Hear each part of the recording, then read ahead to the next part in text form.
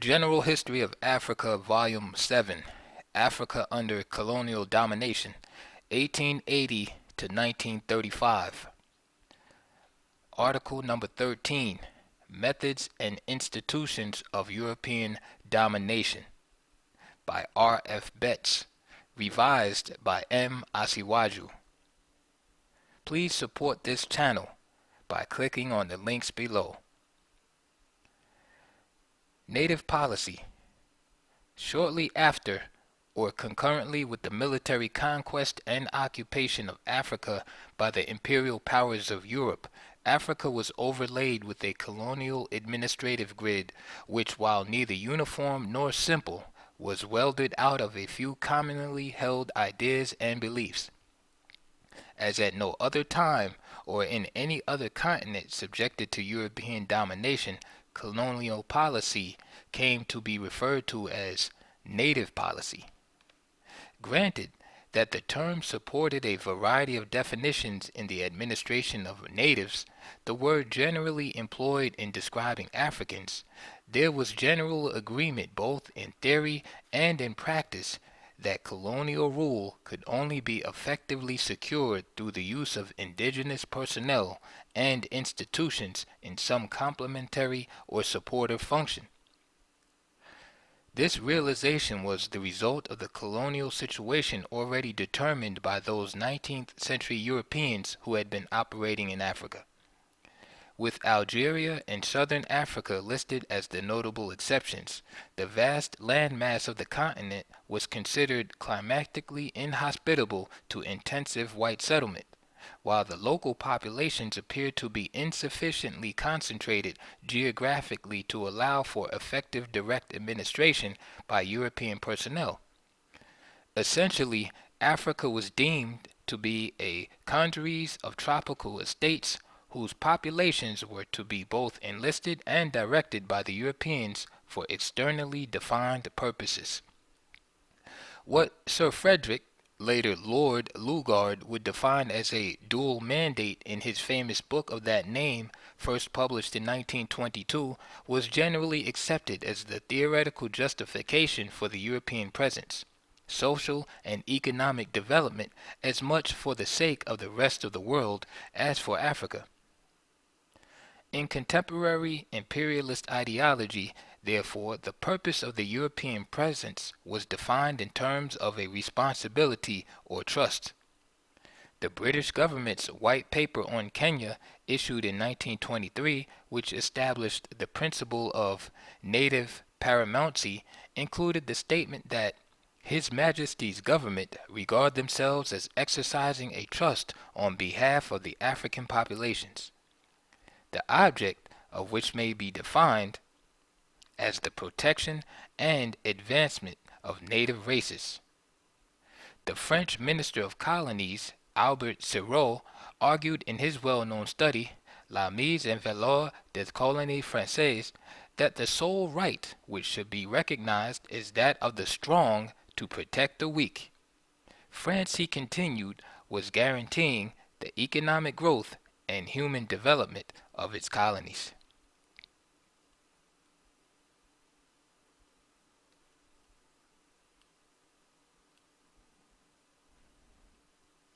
Plates 13.1a through D. Colonial Governors and Administrators.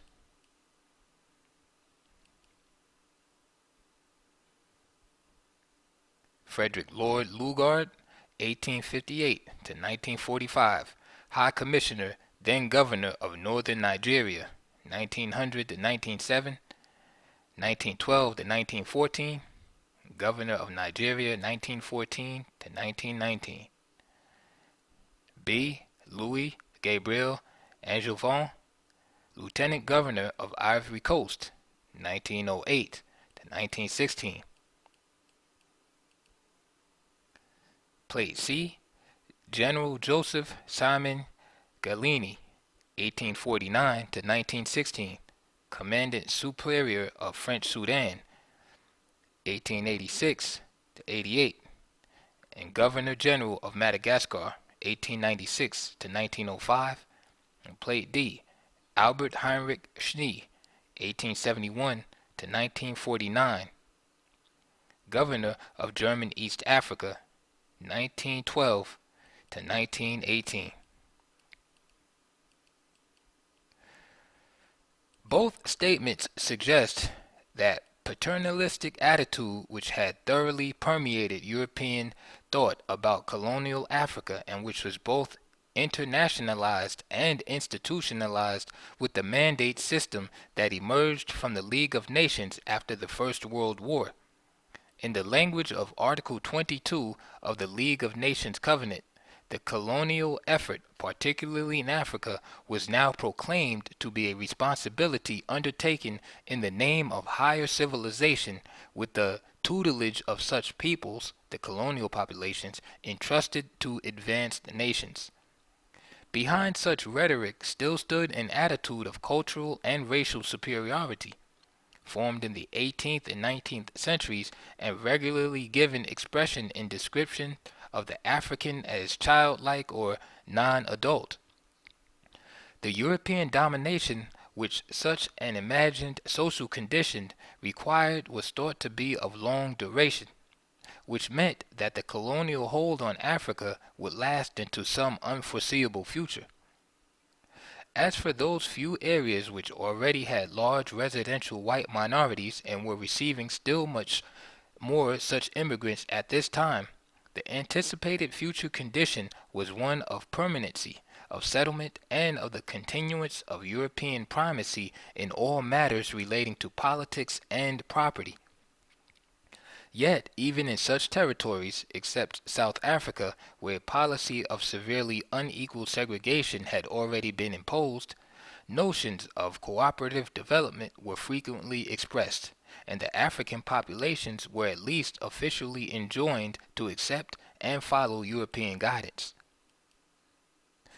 Beyond such considerations, colonial policy was without clear, final objectives. More short-range process than well-defined system, it vaguely included notions of self-government in its British form and of political integration in its French and Portuguese forms. Broadly poised between these policies of differentiation and identity, colonial administration of the interwar era was described by its practitioners as necessarily empirical and an exercise in cultural and political accommodation.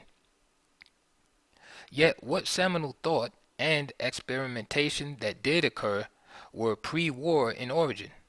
Following upon the paper occupation of Africa in the 1880s and 1890s, the process of military conquest and domination occurred, and this gave rise to many of the methods of administrative control to be employed even before the century ended. As a result, the interwar years were those in which many of these earlier practices were structured into official policy and in which administrative expediency was elevated to the status of well-articulated theory. In retrospect, the period can clearly be seen as the one in which the bureaucratization of colonial administration occurred. Although there was initially no universally accepted approach to colonial administration in Africa, most lines of thought converged on what might be called conjunctive administration, usually termed indirect rule, that which joined African authorities in traditionally held or European imposed political roles to the colonial government, but in an obviously subordinate capacity. The reasons for general concurrence on this broad principle of rule are varied. First, the historical pattern of late 19th century colonial acquisition was a formative factor, as size alone added a new dimension to the problem of colonial rule. Secondly, the internal penetration of Africa rapidly outpaced the numbers of European personnel available to administer the newly possessed lands. Furthermore, since such penetration extended into many regions yet untouched by European cultural contact, direct rule of any kind would have been an entirely new experience and therefore immediately unworkable. Primarily as a result of these conditions, previously noted by several critics, the direct rule characteristic of the smaller possessions on the coast gave way to the indirect rule of the larger possessions in the interior. Furthermore, at the turn of the century, the collapse of rule by chartered companies necessitated the establishment of national control over weakly held extensive territories. Yet this condition was in turn met, except in German East Africa, with a type of informal rule similar to the loose methods employed previously by the companies, as was most evident in Italian Somaliland. There were also reasons which sprang from European cultural perceptions and announced political intentions. Not only was there widespread acceptance of the principle of empire on the cheap, with little or no direct cost to the metropolitan state, but there was also general agreement that the least social dislocation would assure the most indigenous cooperation. Speaking of British policy in Africa, Lugard asserted that institutions and methods in order to command success and promote the happiness and welfare of the people must be deep-rooted in their traditions and prejudices. Likewise, the French Minister of Colonies, Georges Legoux, had stated in 1906, the fundamental principle of our colonial policy must be scrupulous respect for the beliefs, habits, and traditions of the conquered or protected peoples. These explanations and arguments in respect of shortage of personnel and the need to reduce cost to the barest minimum are themselves directly related to a more fundamental problem which dictated the adoption of the conjunctive system of administration by all the colonial governments in the 20th century. This was the failure of the assimilationist or direct administration policy which was the vogue in the 19th century. Whether in respect of the French in the four communes of Senegal or of the British with regards to the crown colonies of Sierra Leone, Gold Coast, now Ghana, and Lagos in what is now Nigeria, assimilation had by the end of the 19th century been frustrated not only by the cultural resistance of the African peoples concerned.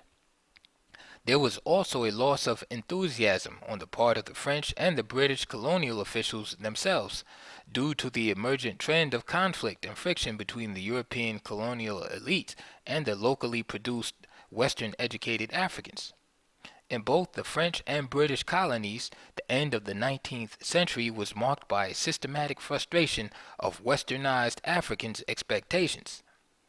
As A. E. Afigbo has correctly observed, the end of the 19th century in the colonies of British West Africa witnessed not just the systematic removal of educated Africans who had held positions of responsibility in the earlier decades. The same period also saw the systematic tightening of conditions under which Africans could become French citizens in Senegal and elsewhere. It was indeed this loss of fellowship between the European colonialists and the educated Africans at the end of the century which created the artificial scarcity of administrative personnel as the new regimes began to exercise restriction on the recruitment of highly skilled Africans into the administrations. In the light of these considerations, no colonial power immediately sought to dispose completely of the socio-political structures already in place. However, policy ran a long gamut, from reluctant acceptance and forced adaptation of such structures as in Portuguese Angola and German East Africa to considered efforts at institutional preservation as in British Northern Nigeria or French Morocco. Nevertheless, the basic demands of the colonial system everywhere had the effect of modifying the purposes, hence of distorting the functions of and weakening basic African institutions. The very fact that most African states were acquired by conquest and the exile or deposition of some ruling chiefs in itself brought the whole business of chieftaincy, for instance, into disrepute. The universal imposition of European planned taxes was certainly another disruptive colonial measure, but even the modest efforts made in the direction of what is today called modernization also remolded local institutions.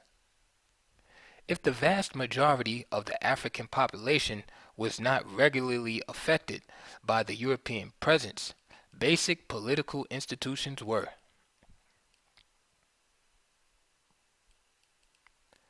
colonial rule and structure.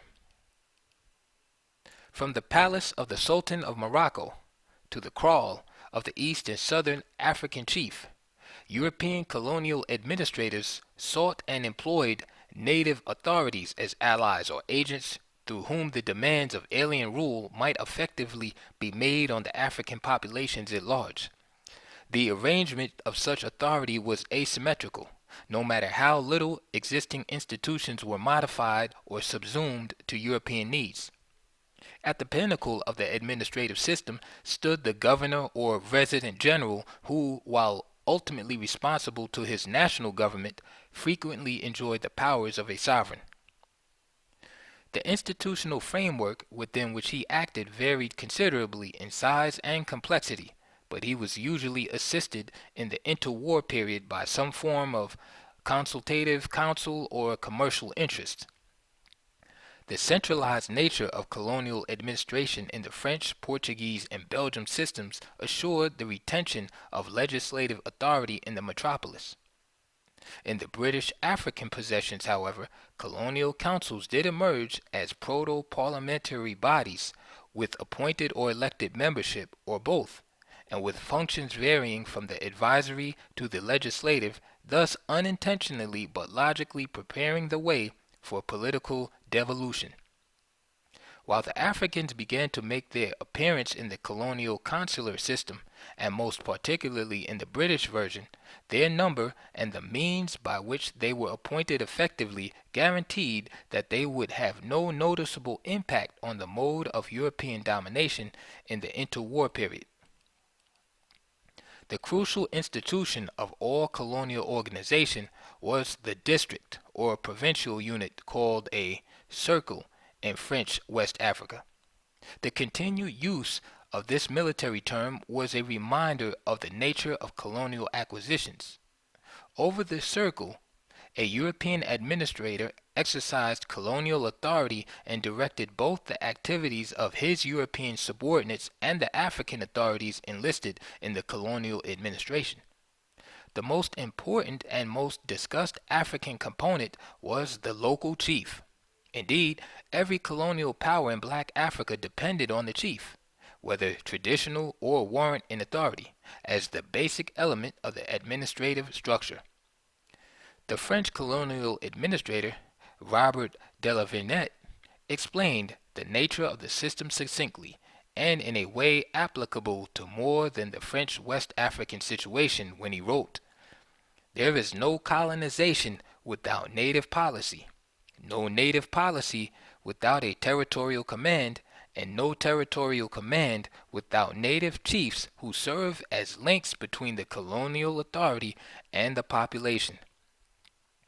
Although no observer or critic has doubted that chiefly activities were integral to the colonial system throughout the continent, there has been a considerable academic debate about the uses to which the various European powers put these chiefs.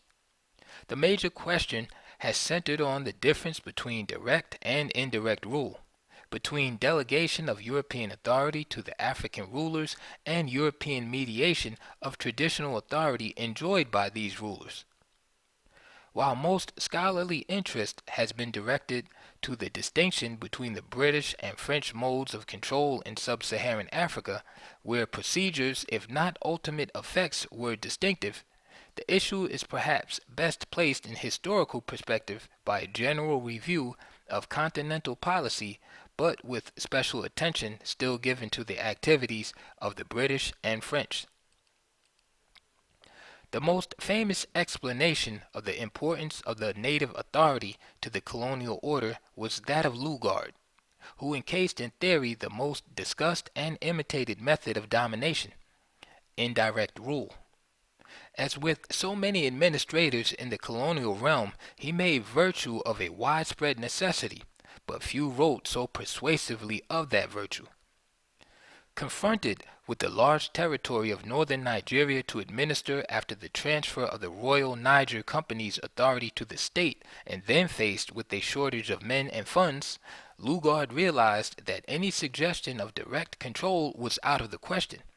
But such a conclusion was also supported by his belief, which had already been formed during his earlier service in Uganda, that the use of existing indigenous institutions was the best method of colonial administration. In his service as High Commissioner for Northern Nigeria between 1900 and 1907, Lugard therefore developed his general practice and offered a detailed explanation of it in his many instructions to administrators, which were published as political memoranda. The best resume of his policy is found in a set of instructions he issued to his officers in 1906, in which he argues for a single government in which the native chiefs have well-defined duties and an acknowledged status equally with the British officials. The basis of what was to become the system of indirect rule was therefore one of cooperation, not subordination, with the British resident acting primarily in as an advisory, not an executive capacity, and with the African chief, in this instance the Fulani Emir, continuing in a traditional role which was now carefully guided, not rigidly fixed by the imposed colonial administration. In this attempt to integrate the emirs into the colonial system, Lugard wished to leave to them most of their old responsibilities, functions, and perquisites of office, so that they would continue to appear in the eyes of the local populations as the legitimate rulers. If then the essential of Lugard's rule was the use of existing authorities and existing capacities, something more was intended. Modifications along European lines were expected in matters such as justice and taxation. The great task of indirect rule, wrote Lugard's biographer in an article defending his policy, is to hold the ring, to preserve a fair field within which Africans can strike their own balance between conservatism and adaptation. That task depended in large measure on the knowledge that European administrators had on local customs and institutions, and of course on the willingness of the native authorities to make such adjustments toward modernization within the context of their own institutions.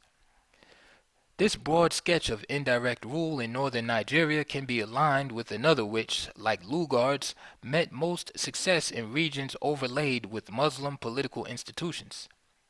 Reaching beyond Africa in scope, this form of indirect administration was primarily given theoretical definition by the French.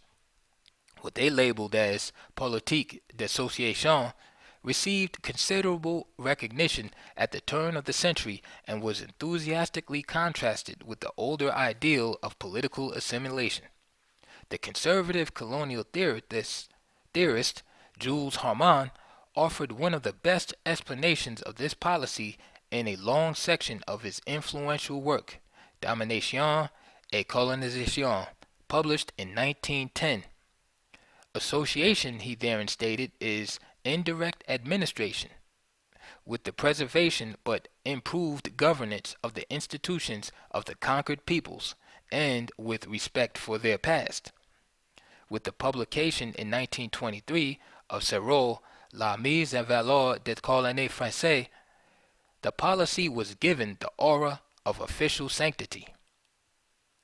Originally suggested for Indochina and later extended as a policy to Africa, association was nonetheless geographically limited as a colonial practice.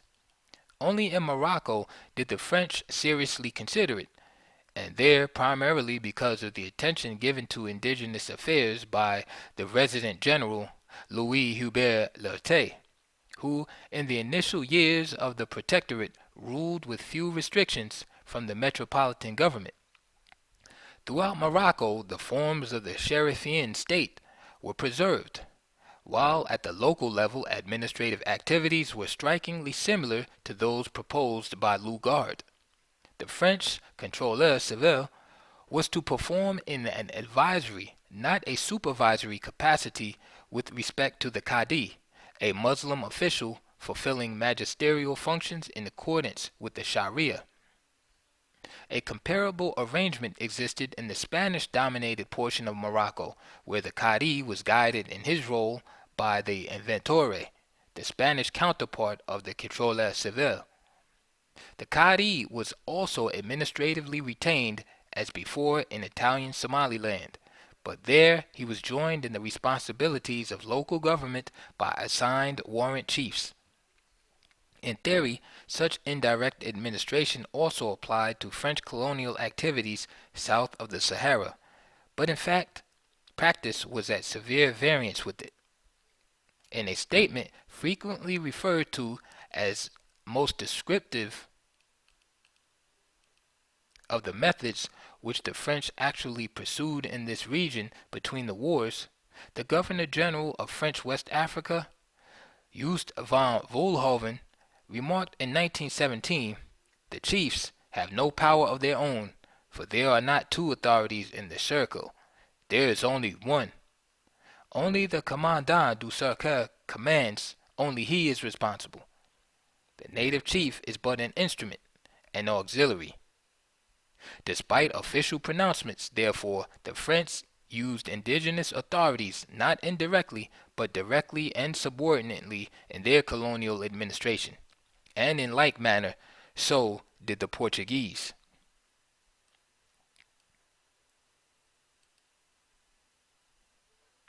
Louis Hubert Lortet, 1859 to 1935, French Resident General in Morocco, from 1912 to 1925.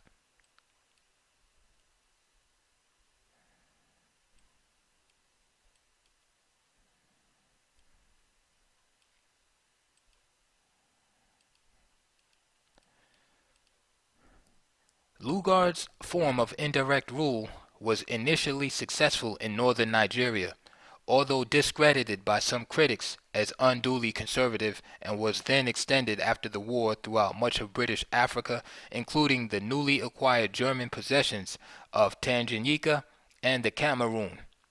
It was even adopted by the Belgians for their use in the Congo after 1920. Although conditions were nowhere else so optimal or the results so successful as in the Hausa Fulani region of Nigeria, the British did try to follow the contours of local custom so that even newly devised institutions like local councils were in consonance with indigenous forms of organization. The egregious exception, however, was South Africa, where the concept of native authority was the means by which the white minority assured local administrations of Africans now displaced by the policy of segregation to territorial reserves. Throughout sub-Saharan Africa, during the interwar period, the chief became an administrative agent and not a native authority, and his traditional roles and powers were greatly weakened or curtailed. This shift in position, even in regions submitted to indirect rule, is easily explained. Most obviously, traditional functions were distended by new demands, such as the collection of taxes, the taking of censuses, or the recruitment of labor and military conscripts. Where there appeared to European eyes no satisfactory individuals in positions of traditional authority, other personnel such as veterans, non-commissioned officers or clerks were installed as chiefs.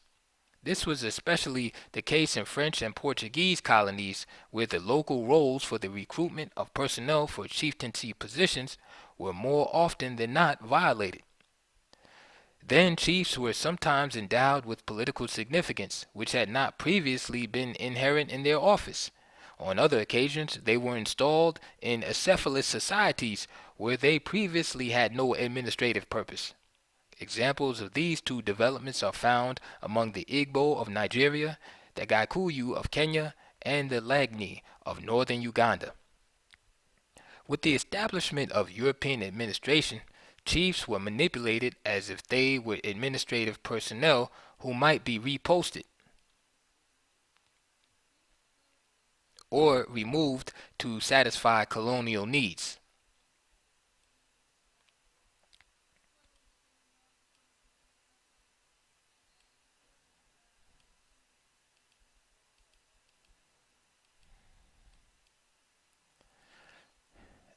Indirect rule in action. Plate 13.3. The Prince of Wales receiving chiefs at Accra while on tour of the Gold Coast, 1925.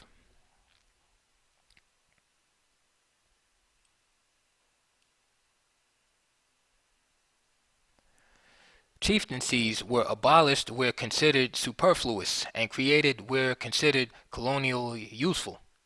Perhaps the most striking example of this process occurred in the Belgian Congo, now Zaire, where after 1918 the reforms proposed by the colonial minister Louis Frank led to a drastic revision in the colonial order of things.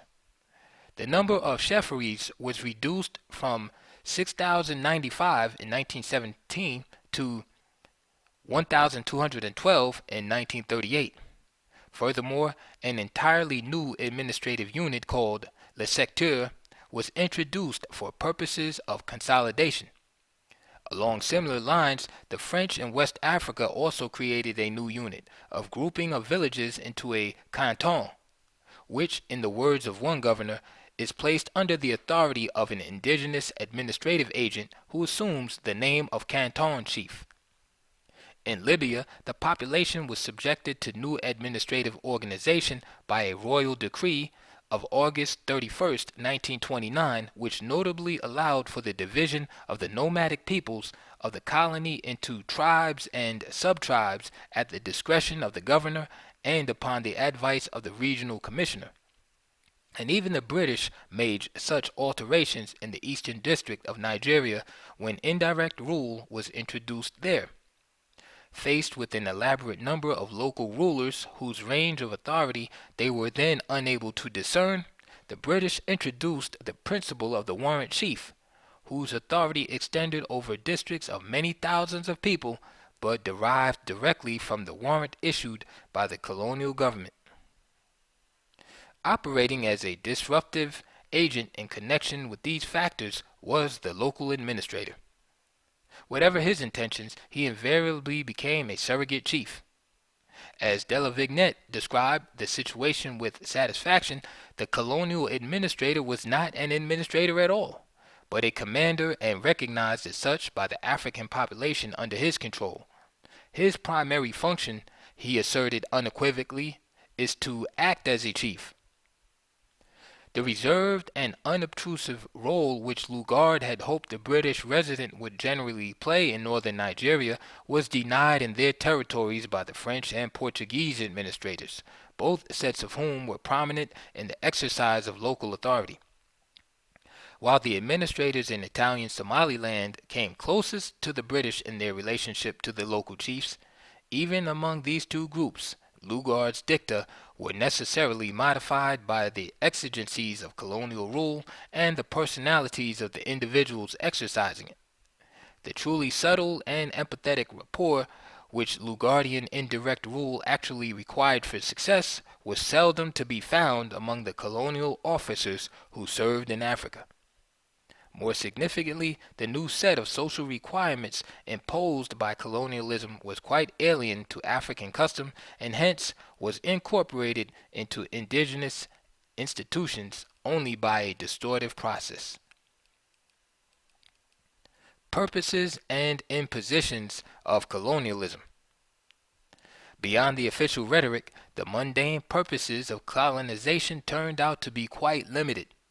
In their starkest form, they were the maintenance of order, the avoidance of heavy financial expenditure, and the establishment of a labor force, initially for porterage and later for the creation of roads and railways, but also for commercial purposes. In general practice, these purposes were added to the functions of local rule and were fulfilled in three ways: redirection of systems of justice, use of forced labor, and the imposition of personal taxes. The latter two were the most disturbing of colonial institutions, while the former was, perhaps, the most widely reviewed of all by the Europeans.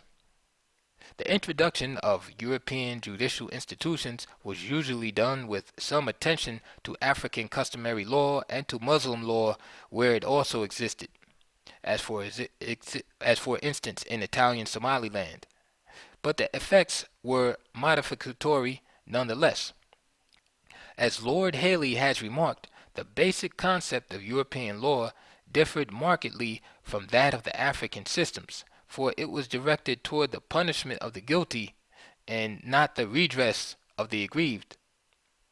Frequently, there were colonial attempts at a diarchical judicial arrangement wherein civil litigation involving Africans was settled according to pre-colonial legal modes, while criminal law and litigation involving Europeans fell directly under colonial jurisdiction. However, everywhere, with the noticeable exception of the Portuguese colonies, a court system was developed or reinforced according to African needs as perceived by the Europeans. In the first decade of the century, there were particular attempts by the Italians in Somaliland and the Germans in East Africa to extend the judicial function of African chiefs or magistrates. In the same period, the most elaborate and successful of such efforts occurred on the other coast. Lugard's implementation of native courts. Part of his tripodal native administration, the native court was, in his mind, an instrument by which to inculcate a sense of responsibility and evolve among a primitive community some sense of discipline and respect for authority. Presided over by Africans and directed primarily to domestic affairs, these courts were to adhere as closely as possible to African customary law, modified only where basic customs were not in accordance with fundamental English norms. The Lugardian model was introduced into many British possessions and the mandated territories and was also emulated by the Belgians in the Congo. In direct contrast to this method was the French, which tended to erode African authority, finally making the administrator the responsible judicial official. However, the most peculiar and inequitable element in the French system was the indigenat. First employed in Algeria in the 1870s, this device was imported into French West Africa in the 1880s and remained institutionally operative there as well as in Algeria until the end of the Second World War. Regularized by a decree of 1924, it allowed any French administrator to impose a punishment of up to 15 days gaol sentence and a fine for a series of infractions ranging from failure to pay taxes on time to displaying discourtesy to French officials.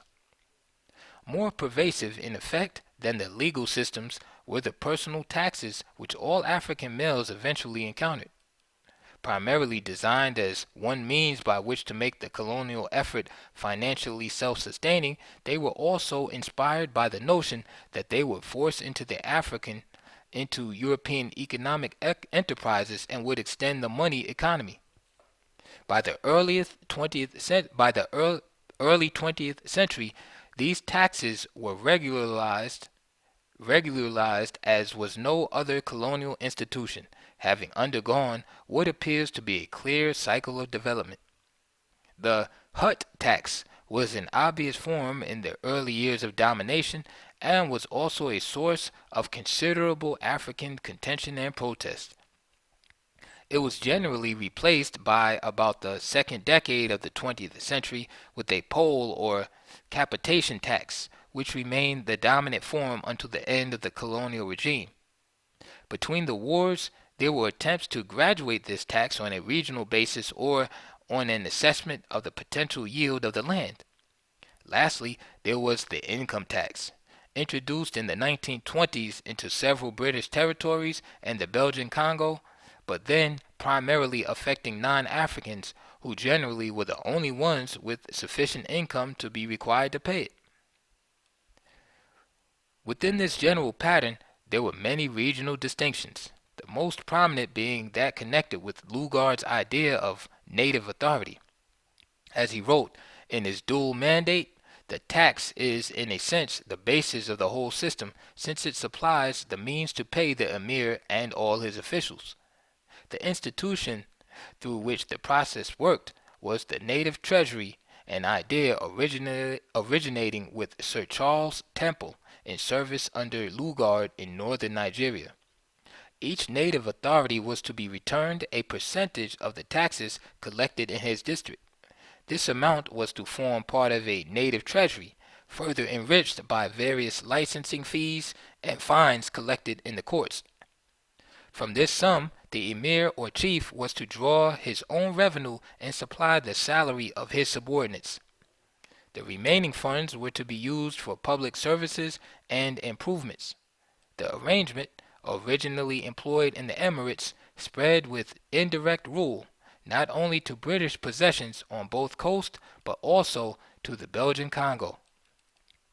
Of all of the colonies, the tax system was the one which most obviously encouraged the bureaucratic development of colonial rule. It assigned a common function to the administrator and the African chief, who in assessing and collecting the tax, often in conjunction with local councils of elders or notables, reminded everyone of the regulatory power of the new system. Furthermore, after tax collectors as such, there soon appeared administrative agents who became part of the new colonial elite. The most striking and controversial among them were no doubt the Akidas. Used by the Germans in East Africa, Swahili-speaking officials who served on the coast before European domination, they were used in redefined positions, both to collect taxes and to recruit labor for the German administration. In 1936, special African clerks were appointed to collect taxes in northern Rhodesia, now Zambia, according another indication of this bureaucratic trend. The introduction of money taxes was briefly accompanied by labor taxes, the most obvious expression of European attempts to enlist labor forcibly into the economic organization of the colonial effort. The impôt de cuélé, the tax by which wild rubber was harvested in the Congo Free State, was the most criticized of such taxes, but in duration the French prestation, a labor tax required of all males in French West and Equatorial Africa, unless remitted by cash payment, was the longest. It was only abolished in 1944. Conversely, the Germans in the Cameroon allowed the capitation tax to be remitted by a labor payment. And in parts of Uganda, the British continued the luwalo, a pre-colonial public work tax of 1 month's labor, until 1938, when it was replaced by a money tax. Yet such taxes were the exception to forced labor devices employed by all of the colonial powers. Consistently concerned with shortages of manpower for new projects and new employments which colonial rule supported, European administrators imposed their domination before the end of the century by a system of virtual impressment, frequently satisfying private as well as public purposes. It is true that such direct forced labor declined in the early 20th century because of the decreasing need for portage as well as the increasing concern with international opinion. But the uses, however modified, remained an integral part of colonial domination until the Second World War. At least, this was the case with the French colonial governments which, as in West Africa, still employed large numbers of Africans through prestation, particularly on railway building until after the Second World War. Moreover, French colonial officials frequently sanctioned labor recruitment for commercial purposes, as on rubber plantations of equatorial Africa or in the forests of the Ivory Coast. Abuses at this time were still sufficient in intensity to arouse expressions of public indignation, most well marked in the celebrated commentary of André Gide in his Voyage au Congo, 1927. Yet the most oppressive forms of labor regulations were those found in German Southwest Africa and in the Union of South Africa. Union policies were, of course, extended to Southwest Africa when it became a mandated territory after the war, but German policy before then was strikingly similar in nature and severity to those devised in the Union. Pass laws were imposed, as were identity cards, both regulating the movement of Africans. Africans without labor contracts were subject to vagrancy laws, and labor contracts were designed to give the German employer an enormous advantage. In the Union, there were also passed laws and acts against vagrancy, the penalty for which was required, if minimally paid, labor.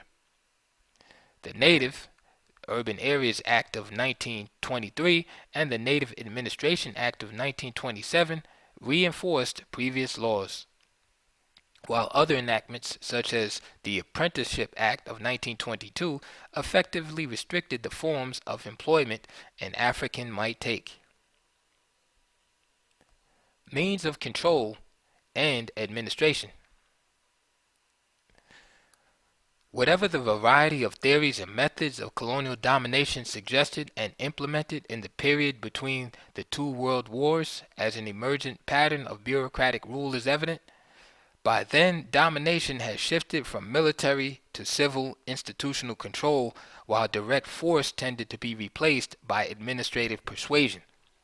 This shift, however, in no way denied the fact that the ultima ratio of colonial authority was displayed by European arms. As its most ardent advocates were willing to remark, colonial rule was won by the sword, and so maintained. With this dictum in mind, all the European powers utilized in their military establishment elements recruited from the indigenous population. Although organization and effectiveness varied both according to region and particular national purposes, such colonial troops primarily performed police functions in the interwar era and were joined by newly created constabulary forces in this capacity. Yet, because they were frequently made to serve in geographical regions culturally and ethnically unfamiliar to them, African soldiers were thus alienated from their own society and were often received with hostility by the local populations they forcefully encountered. As a result of this condition, and furthermore of the European denial of command positions to African, the army never came to play the political role in the independence movements that its counterparts in Asia and the Near East did. In fact, the only colonial power which elaborated a significant military policy for the Africans under its domination was France, which, from the first years of the 20th century, considered sub-Saharan Africa a manpower reservoir essential to the maintenance of the French military posture in the world.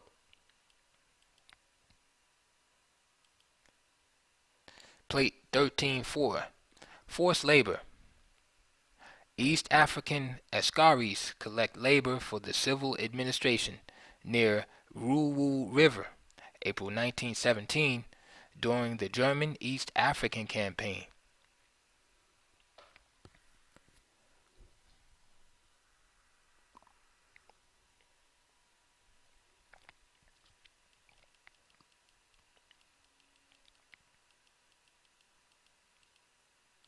However, even in the interwar period, labeled by contemporaries as one of colonial peace, military activity still punctuated African affairs in a severe manner.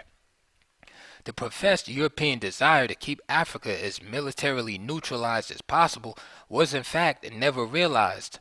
The French introduced a law of conscription in 1919 whereby an African contingent of 10,000 was to be annually obtained.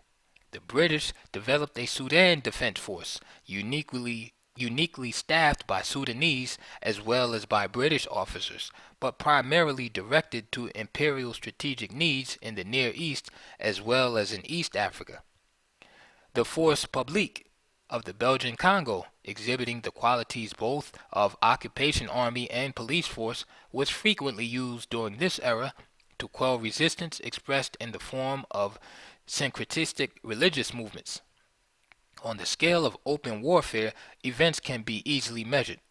The Italian campaign to subdue Libya in the 1920s and the Spanish and French effort to resolve the Rif War in Morocco in the same period are obvious, but they are surpassed in scope by the rapacious war undertaken by Mussolini against the Ethiopians, an event with which the period here under consideration was tragically closed. This account of military developments in Africa in the interwar period does not seriously impair the assertion that divergent intentions of European colonial method and practice are those which, in retrospect, seem the most significant. There is little doubt that colonial bureaucratization did provide partial preparation for an unintended movement toward national independence. The configurations of a new political elite were slowly emerging, as lower echelon clerks and appointed chiefs in various colonial services, but particularly the British, were learning to apply, if only modestly, Napoleon's imperative: careers open to talent. Training schools, such as the Ecole William Ponty in Dakar, were undertaking the preparation of educators and administrators upon whom the colonial administration was more and more to depend. Principally in the urban regions, the wind of change was slowly being generated. Yet this was not what the European colonial administrators actually intended. Even when they emphasized native paramountcy, they did so with the thought that the welfare of the African populations could only be guaranteed and effectively structured socially and economically by them. Good government and independent government were, as Lord Cromer once remarked, opposing objectives in a colonial context. Thus, the colonial system existed as an authoritarian one, and it was in no meaningful way calculated to confer political power upon the Africans it supposedly served. Its most common characteristic was paternalism, with shared responsibility at best only tolerated in areas of considerable white settlement.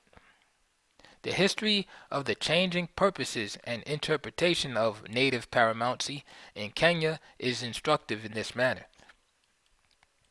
The White Paper of 1923 employed the concept as a device by which to stave off the demands of the Indian population for equitable representation in the affairs of the colony. Subsequent white papers issued in 1927 and 1930 qualified the concept and contained concessions to the growing white residential population, which was now allowed to join in the responsibilities of trusteeship. Native paramountcy therefore did not really imply dominance of African interests, but only respect for them. Even where parliamentary institutions were introduced to provide a degree of responsible colonial government, this arrangement was effected so that white preponderance was guaranteed. In Algeria, for instance, a two-college electoral system sanctioned by Jannart Law of 1919 provided proportionately lower Arab participation than European in the Délégation financière, the incipient parliamentary body representing interest groups, not geographic areas.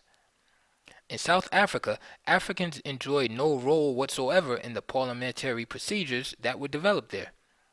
The Representation of Natives Act of 1936 effectively removed the Africans from the Cape Colony electoral rolls and limited their political status throughout the Union to the election of a limited number of whites who were to represent native interests. In these two major settler colonies, exactly as in all the other colonies in which residential Europeans were to be found, the demographic minority was in fact the political majority, thus precluding any resemblance to democratic government on the European model. If the general political effects of the various colonial methods were historically more similar than divergent, distinctions in method were important in the preparation for the timing of colonial devolution. In large measure, colonial rule ultimately collapsed in Africa because of the declining ability, a combined financial, military, and moral condition of Europeans to continue it in the face of African nationalist pressure. Yet, within the terminal decade of colonialism, the pre-established methods of control were influential in determining the process of change. The administrative matters of identity and differentiation and of centralization and local autonomy then became effective determinants. The smoothest transmission of power, as will be seen in the concluding volume of this history, was that accomplished through the English Westminster system, the outgrowth of the colonial legislative councils through which methods of political opposition were developed, as is most evident in the independence of the Gold Coast of Ghana. The most radical change was that which occurred in French Algeria, and more recently in the Portuguese settler colonies of Angola and Mozambique, where the assimilationist approach held that these areas were overseas extensions of the national state. Diversity of colonial method was not as important historically as was the similarity in assessment of the colonial situation. Despite the pronouncements enshrined in the documents of the League of Nations and in defiance of their weakened global positions as a result of the World War, the European powers in Africa did not entertain thoughts of political devolution in the interwar period. Egypt accepted. Africa was seen as the one continent in which colonialism would be of a very long duration, and colonial methods were all designed to accommodate European interests and intentions. Therefore, the essential political activity was one of African adjustment to European objectives, regardless of whether the particular colonial practice followed was indirect or not. Most important of all the historical developments of the interwar period, the colonial system established the general administrative framework in which national government would be housed in the first decade of independence. This incipient regularization of political activity within a European arranged structure was the principal aspect of modernization that the Europeans introduced, but for their own purposes, to contemporary Africa at the time.